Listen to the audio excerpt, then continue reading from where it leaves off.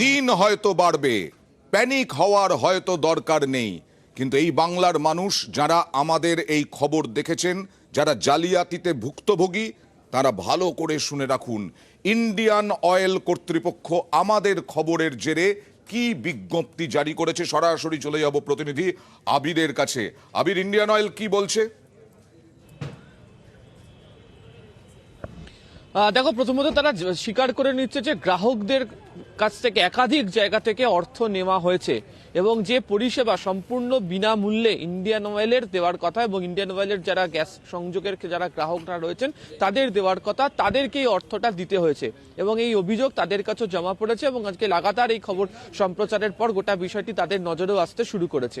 এরই পরিপ্রেক্ষিতে তারা আজকে বিজ্ঞপ্তি জারি করে জানিয়ে দিয়েছে যে এই পরিষেবা নেওয়ার জন্য কোনো ধরনের অর্থ দিতে হবে না।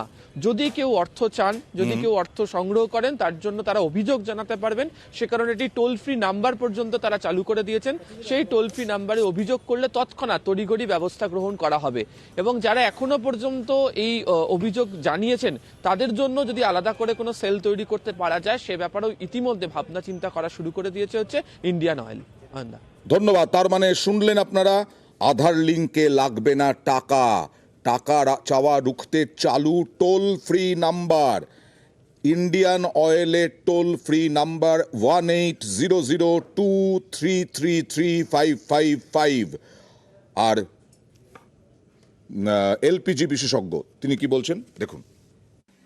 বায়োমেট্রিক রিঅথেন্টিকেশনের জন্য কোনো চার্জ নেই, কোনো ফি বা কোনো কিছু দেওয়া নেই। দুটো ক্ষেত্রে টাকা নিচ্ছে ডিস্ট্রিবিউটাররা। একটা হচ্ছে সুরক্ষা হোস সেল করার জন্য, সবাইকে নয়, যাদের 5 বছর হয়ে গেছে, যাদের রেকর্ডে পাওয়া যাচ্ছে যে তার 5 বছর হয়নি, তাদেরকে কেউ বলবে না যে কেনার জন্য। এবার বাঁকুড়ার খবর দেখাবো আমরা।